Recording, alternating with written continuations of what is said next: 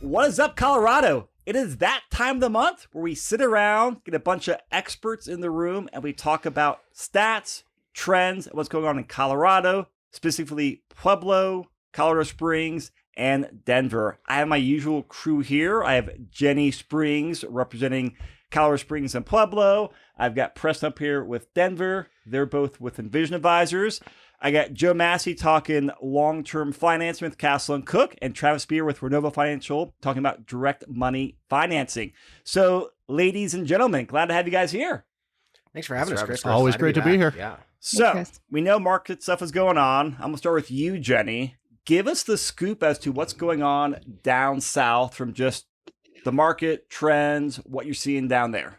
Yeah, so the trends don't really match with kind of the vibe that we're getting in person. So the trends are showing that in terms of all homes for August, month over month, we're only down median sales price about 0.4%. Sales are down less than 3%.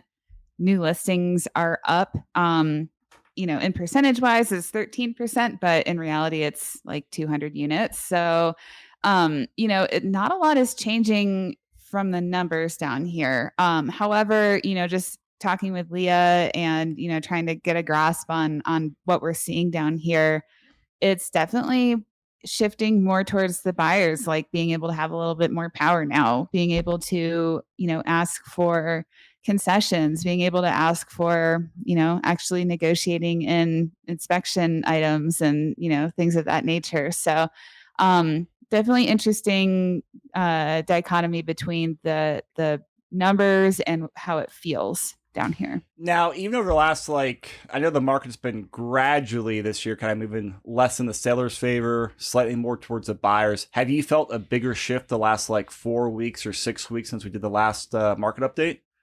Absolutely. Mm-hmm. Really? Okay. Yeah. We've, on a listing that we had down here, had to go through a pretty substantial price cut for people to bite on it. Yeah. All right. Preston, I'm pivoting to you and the Denver Metro. What's going on up here?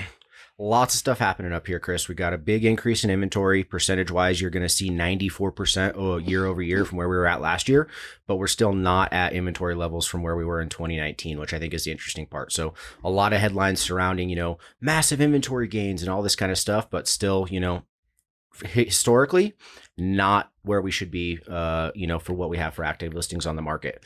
Our last normal August was 2019. We had 9,400 active listings. Right now we're at 6,900. So still a little bit of a gap to go to get to a little bit more balanced market, but we're definitely seeing an increase, in inventory up here. So one thing we were chatting about right before recording was just kind of drawing some parallels to now and 2019. Because in 2019, interest rates were, I think, low fives to mid fives for quarter three, quarter four. Mm-hmm. Inventory is about 3,000 units lower. But we looked at the showing trends before, and the showing trends for Denver are right on pace with 2019. So lots of similarities on there. But I was expecting inventory to be a little bit higher, just kind of, best guess last few months. I thought we'd be trending up more towards 2019 levels. That's been one of the surprises for me. Yeah, I think one of the things we're seeing is a little bit of a rebound and a bounce back with some seasonality, right? And I think we talked about this a little bit last month, but, historically, June, July, August is whenever things kind of start to, they slow down a little bit for the summer, and now we'll start to see them pick up. So I would imagine once we head into September and October, we'll probably see a little bit more of an inventory gain in the market, just as people rebound from summer, kind of get back in the swing of things and move on for the rest of the year. So I think once we start to look at the August numbers, we'll have a pretty good idea of where we're going to be now that we're, back into a quote unquote normalized market with some seasonality that we haven't had the last couple of years. Okay. Can I add one thing that you were expecting to see inventory increasing a little bit more rapidly, right? Yep. One thing we touched on, I think it was 2 months ago, is there's a ton of folks out there that own a home and they say, I have a rate of 2.5%. I'm never moving. Yep. Right. Now, I don't believe that sentence because people move when they get pregnant, when they get divorced, when they get married, when they get relocated for a job. But in the short to medium term, I do think that sentence is true. I'm never moving right now. So I think that does delay some of the inventory coming on the market that, boy, we could trade up to this bigger home, but we don't want to give up our 3% rate for a 6% rate. So I think that delays some of the inventory coming on the market. I don't have any stats for that, and I'm curious your guys' opinions, but I think that's part of the lagging of the inventory increase.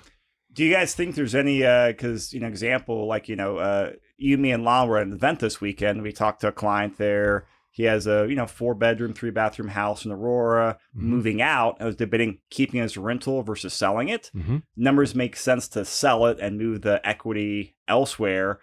But one of the things that we recommend is like, hey, since he has time to float some properties, was, hey, wait until the springtime to get, the highest demand then. Do you think there's many investors, many people out there just kind of like holding tight till the springtime?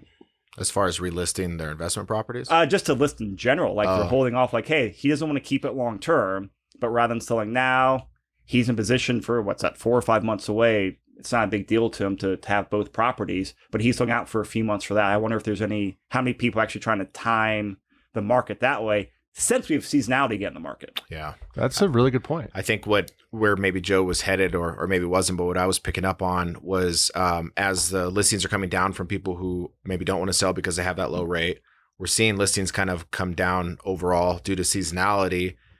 Will the seasonality drive us to lower inventory in the spring, which then could create a tad bit more competition?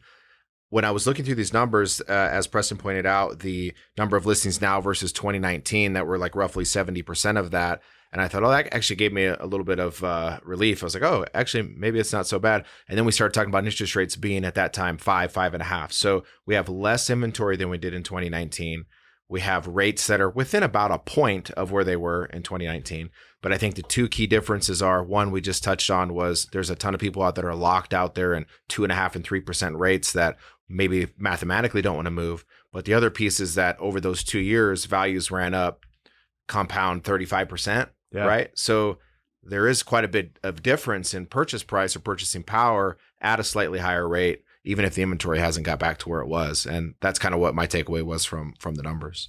Well, and that kind of leads me to an article that I saw yesterday that Lon shared with us here at Your Castle, with a lot of these, people having these houses and these properties with such low interest rates that rather than selling them and moving on, they're just turning them into rentals. They're, unfortunately becoming accidental landlords, right?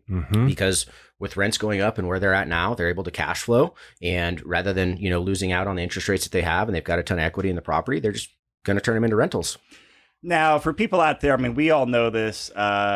The low interest rate, I think, can mislead a lot of people because while it's very low, if you're sitting on $300,000, $400,000 worth of equity, yes, you have a low interest rate, but you're earning a lot of times it's like a 6, 7, 8, maybe 9% return on overall equity. How much does that interest rate actually cost you? Yeah, exactly. And that's the perspective. And so if you're out there listening to that, make sure you don't look at the interest rate. Actually look at how that property is performing as a ROE standpoint. Because that's what I'm so fascinated by here. All these people all the time on YouTube, other, just talking to people. Oh, I will never sell this because I have a 2.5 or 2.75% interest rate. But even $1 million equity in that duplex. That's come not on, doing man. anything for you. I'm seeing that more and more often where somebody has high equity and they maybe didn't refinance previously because, rates were stale for so long that it was like, if I didn't get 3, maybe I got 3.25 or 2.75 or whatever. So you just wrote it out. And I'm seeing that more now where, you've got, I have to think of one person in particular who's got $1 million of equity in a property. Now all of a sudden could really use it.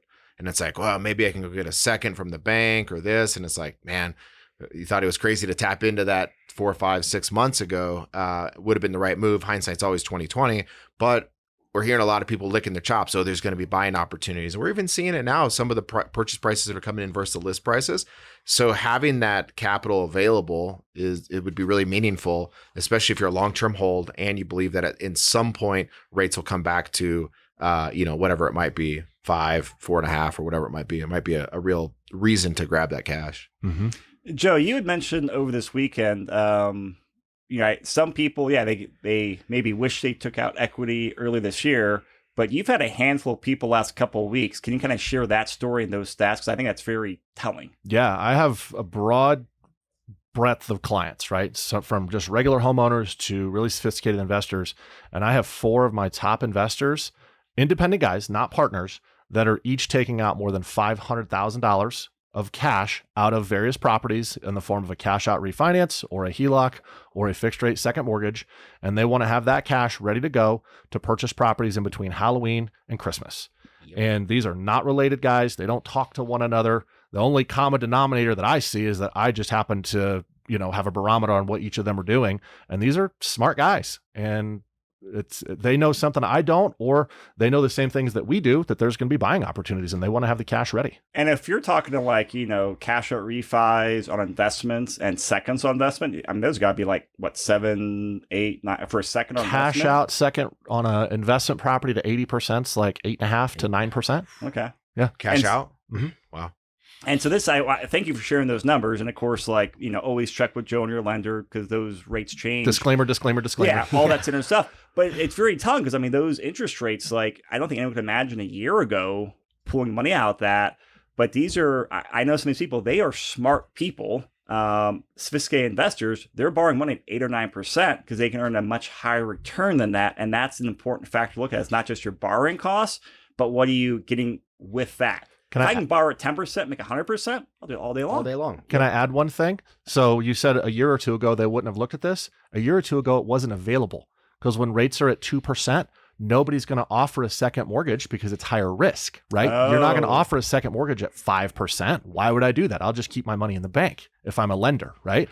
So now interest rates have increased to the point that banks can actually make a spread on second mortgages, and we can lend to investors up to that 80%, right? Because now there's enough meat on the bone, basically. And the seconds on investments is for single families, single condos, family or duplex, Okay. Single family, condo, townhome, and up to duplex. You cannot do 3 or 4 units. Yeah. So some good options out there. I've looked at like a couple months ago with Joe. Definitely worthwhile to look at because it's a great way to pull out money and you can still make the spread on the returns there. What's just quickly the rough cash out rate for investor 1 through 4 unit or 1 to 2? 6.75. So it's really For a not 30-year that, right fix. now. It's not that much higher than the owner occupied. Typically a 3/4 to 1 point spread, and it's not quite there. Yeah, Wow. you're right. Okay. Now, Jenny was actually, as we're getting ready for the podcast, we always, banter and chit chat for a few minutes. And Jenny asked a very interesting question. Jenny, can you start that conversation again? Yeah. So I've been thinking a lot lately, just, with the environment that's been going on right now. Is there ever a point where leveraging is actually disadvantageous to the investor? Just considering, obviously you can always tailor your leverage. You can put more cash down. You can, do that sort of thing to kind of balance it. But how do you figure out where kind of the line in the sand is for leveraging a property, with the caveat that you're going to hold it for 30 years? We're not pretending that it's underwater or anything like that. Lenders? Yeah. You go first at that Let's one. hear These it. questions are sometimes difficult to answer from what will get you the absolute best return on investment versus how you sleep at night. And I think that's ultimately where the answer comes for each person. So right now, when I'm buying properties, I'm less worried about them cash flowing because I've got a whole portfolio of properties to hedge for that. So on an individual property, I could effectively over leverage it to maybe not cash flow now because I have other properties that I'll hedge. And my goal is to hold them long term. So assuming that you're always going to hold them long term, probably the only thing that would hurt you in leverage is the ability to cash flow. If you can carry negative cash flow with your global position, whether that's high income earner, other properties to cover that, or maybe we'll get into a little bit later of dropping daycare as a service, as a liability. I think those are what you have to measure. So, and maybe the details of that will help with this conversation. But if you can buy really great properties that don't cash flow well, maybe that's as a house hack or a high leverage loan. Sure, that could make sense now. The value of a property only matters 2 times, whether you're selling it or refinancing it, right? Mm-hmm. If you're a long-term hold investor. The payment, though, to your point on the leverage piece, is how negative can you go? And I would never suggest somebody builds their business that way, but I think it could be once you're sophisticated enough, you can make sense of it. Yeah, I agree 100%. And so I think where leverage can work against you, which you said this one doesn't count, but I'm going to say it anyways, if values go down and you need to sell, but let's exclude that. Number 2, if you're not cash flowing and you don't have another source of income, right? If you're buying this property and you're counting on it making $100 a month, and then all of a sudden you have a vacancy and now it's losing $500, $1,000 a month, and you don't have another source to pay for that, that would be bad. And then number 3, I really like what you said, Travis, about needing to sleep at night. Because what does the spreadsheet say? Spreadsheet says put as little down as possible every single time. Leverage, right? leverage. Right? Now I get that. I understand that. But I'm the antithesis of that. I don't leverage anything highly because I'm in a fully commission-based job. My income goes up and down. And so I look at it as a global standpoint of, hey, I'm really lowly leveraged. So my risk, if you look at my real estate portfolio, seems out of whack. But if you look at my overall global financial picture, I'm fully appropriately leveraged. So I think, Jenny, this is a great question. And I think it comes back to how do you sleep at night?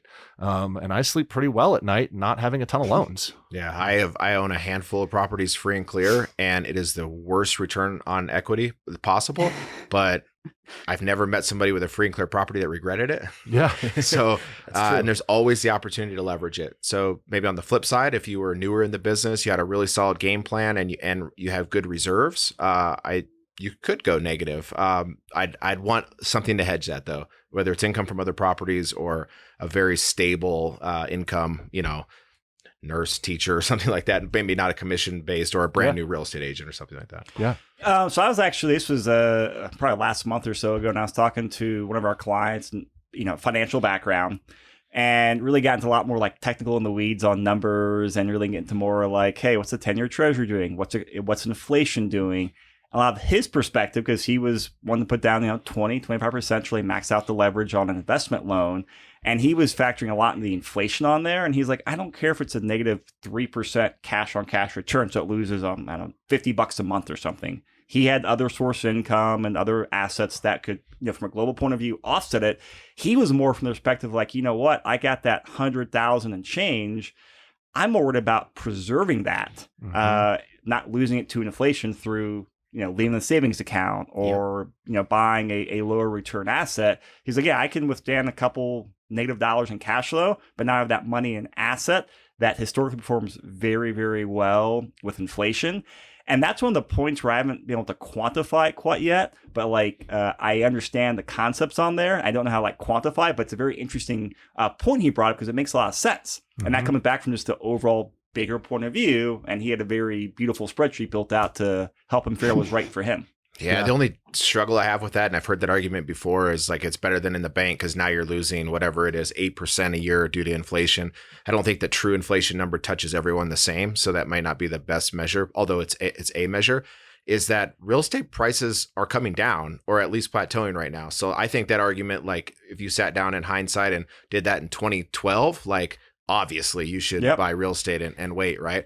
But I don't know that today that holds true the same. And I'd rather, everybody's position is different, but if I had $100,000 in the bank sitting there today and I'm losing 8% annually due to purchasing power, so next year I have $92,000 worth of purchasing power, but I have really good reserves and the ability to strike. I mean, $8,000 on an 8% decline in purchasing power versus a 10% decline in real estate prices at an average of 700,000, which is better. So I think that what's interesting with math is that you can tell any story you want. Oh yeah, right. As long as you have the path you want to get to. Well, in 2 years we'll know the right answer. That's a great thing. Yeah, right. Yeah, check back in 2 years. We'll tell you. Exactly. Yeah. I agree, but do you realistically expect a 10% price decrease? No. I know we debated this in the past. Yeah. No, and yes. And the reason I say it like that is because 10% on what? I remember meeting a guy in the spring and I said, look, I'm looking to buy a couple more rental properties. And I would pay market, but I just can't get anything at market. And he said, well, what's market? And I thought, oh, wow. Because everyone was quote unquote overpaying what people were willing to pay. Yep. I just got a contract from a borrower yesterday that he got the property for 10% less than list. That does not mean it was 10% off, but is there some percentage off of what that house would have sold for 2 years ago? Probably. So I don't think real estate values will decline by 10% overall, but I think in some of the areas that we're looking to buy, do I think between the October, Halloween, and Christmas that there's going to be an opportunity to grab something in Green Valley Ranch at 10% under list? Maybe. Yeah. So I don't know. It's interesting. I don't think you're going to see the overall market decline by 10%, 15%. I don't even think you're going to see the market decline by 5%, but I do think there's going to be pockets. Right. Yes. There's going to be pockets We're where already people seeing it. overpaid $25,000, $50,000, $100,000, $200,000. Those things, I don't think prices are going to decrease, but I think the aggressive offer strategies and aggressive list prices are going to go back to normal.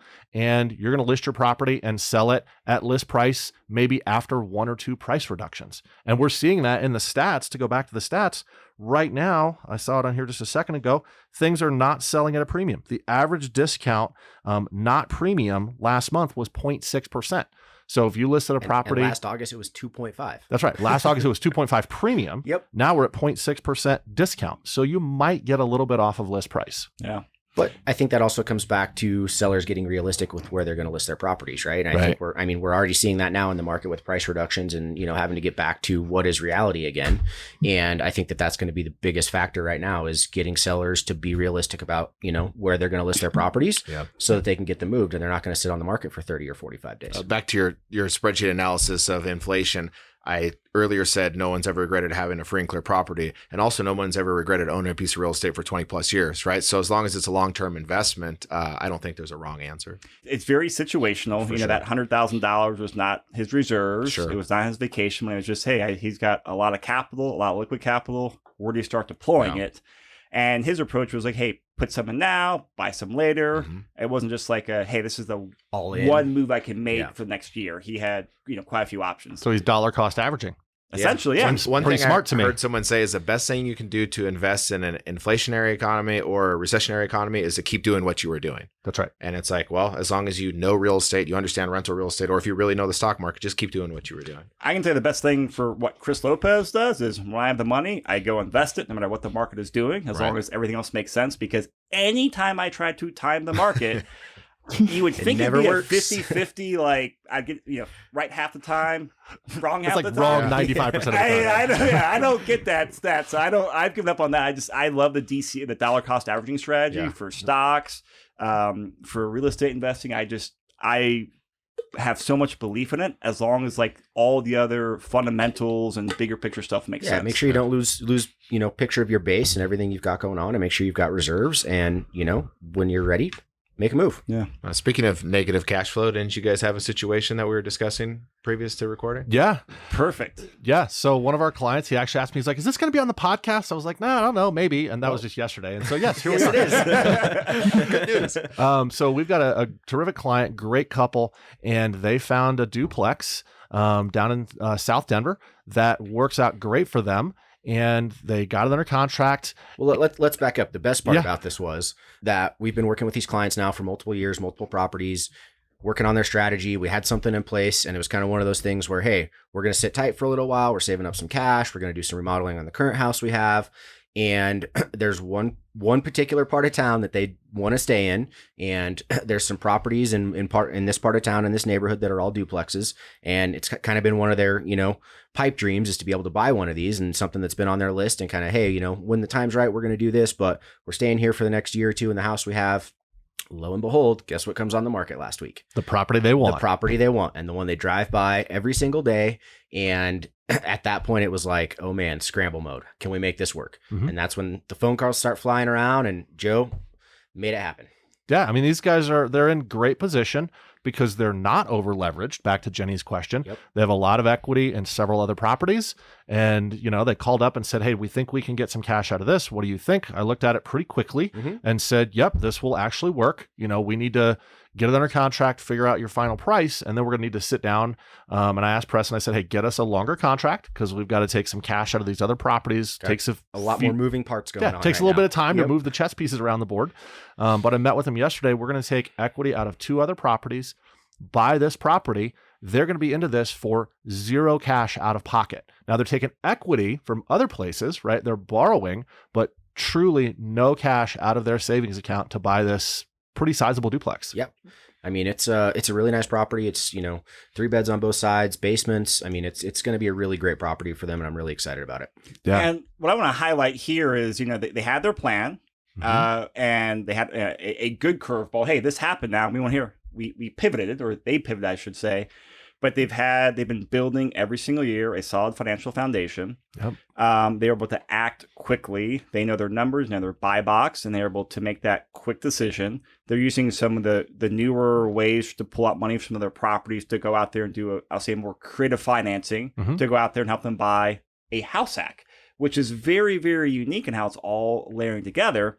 And one of the things going back to like the global view and just, cash flow and other assets and just everything's unique is why are they okay with taking on some more debt right now, Preston?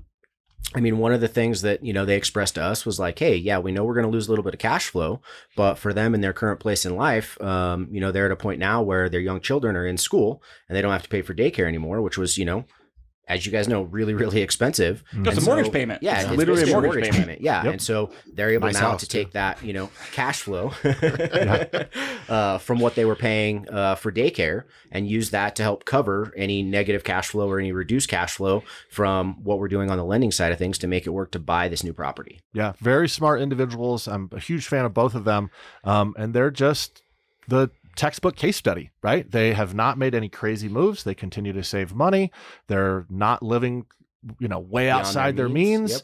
They're just doing all the right things, and they're going to be really wealthy. They're wealthy now, but they're going to be really wealthy in the future. Just super proud of them. So, we wanted to highlight this example because this is it's a very unique way how it all came together, but it's also a good case study for people to keep in mind is, yes, while the economy is changing, rates are going up, you read the headlines, you get depressed every day when you read them, but you got to stay true to data, stay true to your plan, and stay true to what's right for like your investing situation and your financial situation. It all comes down to situational awareness. 4 years ago, if the market conditions were they were now, very different position for me, like most people. Now, as I think Travis was talking about earlier, he's got some cash flowing properties. He can take some more interest rate risk or take some like native cash flow risk. I'm in the same position. So it's always important to look at how your property is performing and your current overall portfolio. Then you make the right decision, not just based off of, headlines out there and podcast. So Travis, you were talking about, I know you're doing a lot of deals in multi-units. Sure. And as a refresher, give everyone a background about kind of the type of lending that you do at Renovo, because that feeds into a lot of the deals that you're facilitating, if you could. Yeah, so the type of money that we provide, it's all direct private money. So we're typically financing, I'd say 80 to 90% loan to cost, generally capped at somewhere between 70 to 75% loan to value. And the pricing is kind of between bank and hard money. Typically, the avatar is somebody who's an operator, has done a handful of deals in the last few years, verifiable. And I'm still seeing people buy good properties, some in Southern Colorado, some right here in the metro area. And what's interesting is that as prices have kind of changed and we talked about pockets, cash flows are there. And I don't want to give away all the secrets, but there's some spots that are really cash flowing right now, some of which Jenny's operating in. And so for the sophisticated investor or the one that you talked about buy box and understanding your business, very interesting. So still seeing some opportunities with the bridge stuff where somebody would go and buy it, fix it up, whether that be turning units, turning leases, and then going for a refinance. And also seeing people just buy the properties outright in a long-term loan that we also provide on the DSCR side, the debt service coverage ratio loans. Which are good if you don't have a great global picture, but the property performs well. And so those rates are probably a point-ish higher than conventional investor rates, but could be a really good fit for the right person. Seeing less cash out, of course, because most people who were going to cash out likely did or have opportunities with seconds or lines of credit. But the buy, fix, refinance on bigger buildings still generally works. And what a lot of people are missing, and Preston touched on it previously, is rents. Rents are going up. Yep. Somebody told me the other day he really felt like they were starting to plateau, and I don't know what that was based on. I'm not seeing that in my own portfolio. I'm not seeing that when I search for rents. Affordability, I think, could be challenging, but I guess the long answer to your question is that bridge, fix and flip, new construction, that type of financing. And I'm seeing people either exit with a resale or with a refinance into cash flowing properties. Have you noticed that just, the last few months as the market has changed, any differences in people, like people putting new construction projects on the hold, or they ramping them up, ramping them down, staying about the same? I'd say staying about the same. Keeping in mind that kind of our borrower avatar is somebody who's an operator. I mean, this isn't like they just came out and decided they were going to do a new construction project. So this is their business, right?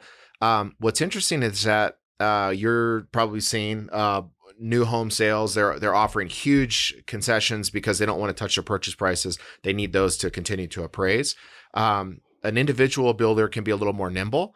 And also the price of materials starting to come down. And as these bigger builders are going to build less, I do see some labor savings too, because people are going to need work.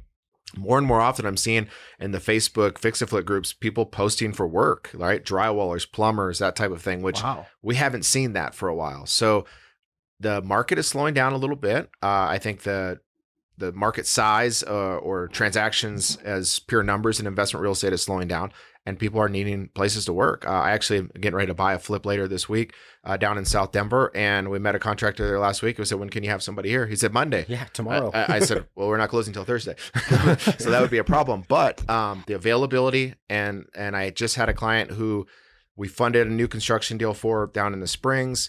He was late to start because he needed to change some stuff with the foundation. It took some time, but his lumber price from when he bid it in November of last year when he closed the loan to when he actually purchased it a few months ago was like 40% lower. Oh, wow. So we're big starting to see some prices come down on materials. Supply chain is cleaning up a little bit on that stuff. Appliances, that windows, cabinets are much more available. And this is a fix and flip that you're buying personally? Correct. Can you give a just rough kind of like game plan and numbers on that? Sure. So buying it. So a wholesaler had it. They had a buyer locked up. Something happened with him. He fell out. This is somebody he created a relationship with. He called me and said, hey, we got it, but it needs to close next week. I know you've been looking. I said, he sent me the numbers. I said, cool, let's do it.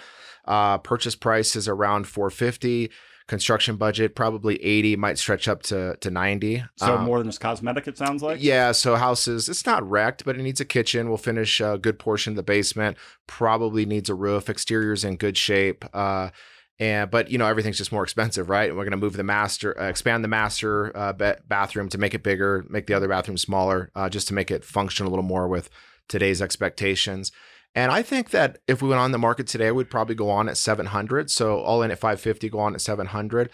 So there's some margin there. But also I'm underwriting it at 650 sales price, and is that enough? I don't know. Anything above that is gravy. But I think that having meat on the bone is good. And I was talking to Joe about it over the weekend. And he said, what's the worst case scenario? Which you hate to look at that in hindsight, but obviously have the ability to refinance and hold it if we have to. And we'll end up with a 4 or 5 bedroom, 3-bath house in a solid part of town that would likely probably rent for $3,500, or it might touch $4,000. Rents are crazy. Yeah. Just make sure you appraise it before you put it on the market. That's right. Yeah. That might be for another day, that deal too. But. So one thing I want to talk about is just kind of like, because I know Jenny's already done a few, doing more BRRRR deals down south, if I can say that correctly. It's chilly in the Springs.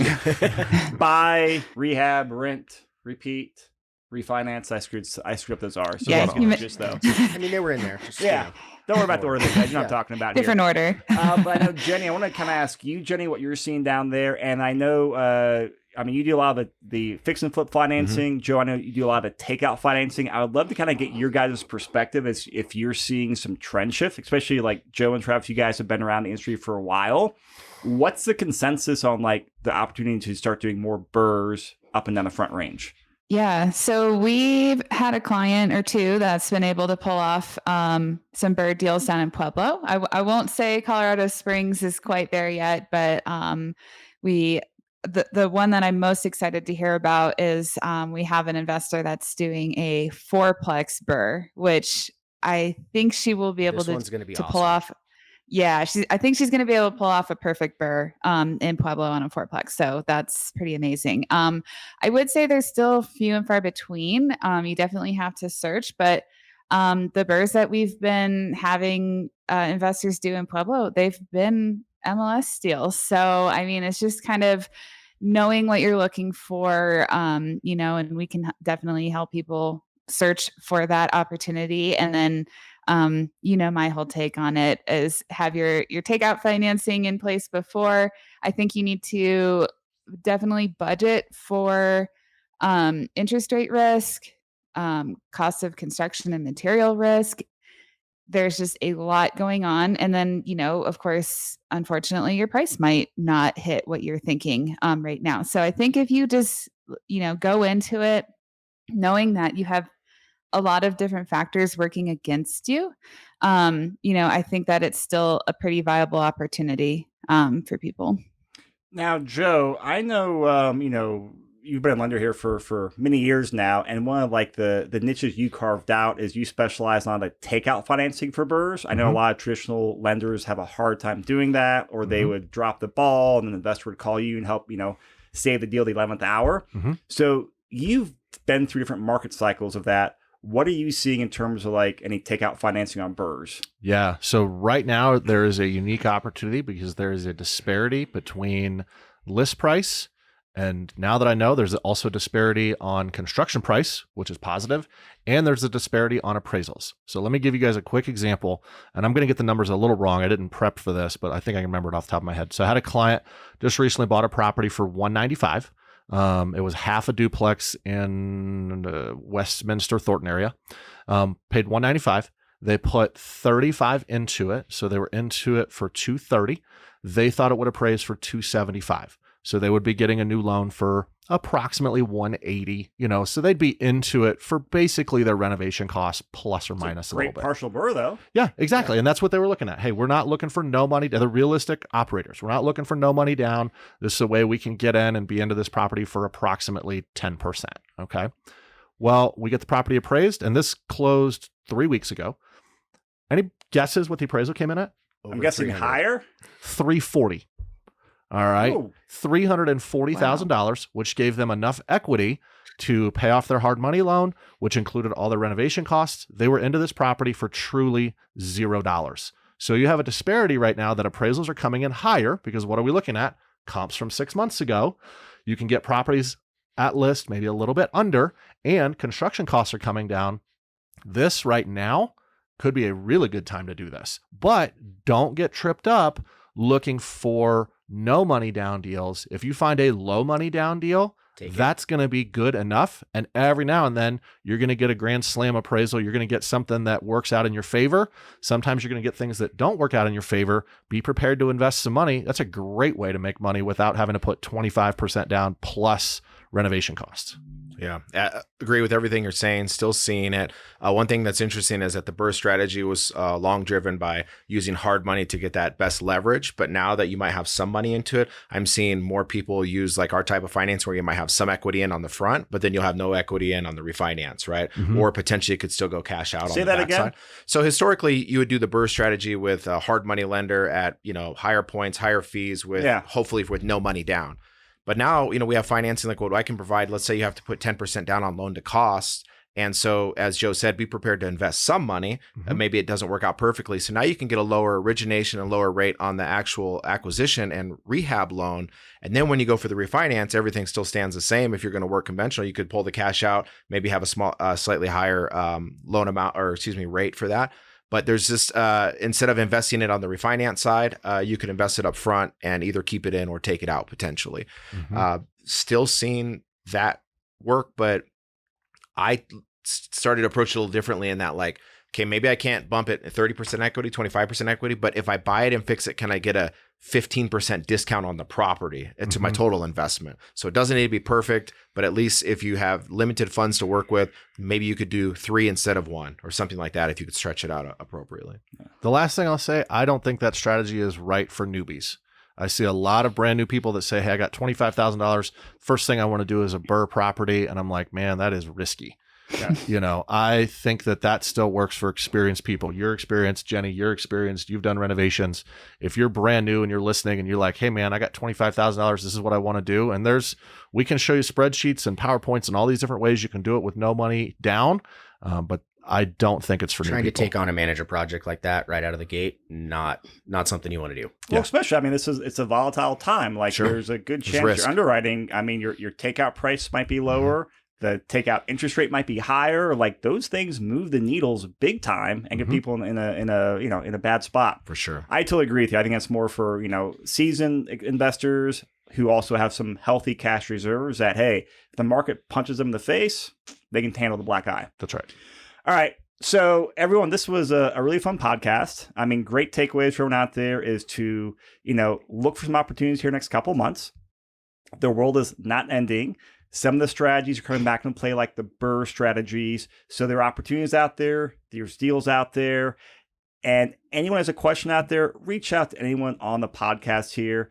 Jenny with Envision Advisors down south does a great job finding properties. Preston up here in Denver. Of course, talk to Joe if you need help with doing some longer term financing and now some second positions in HELOCs. Mm-hmm. Travis has just a plethora of different type of finance options, that direct private financing he does.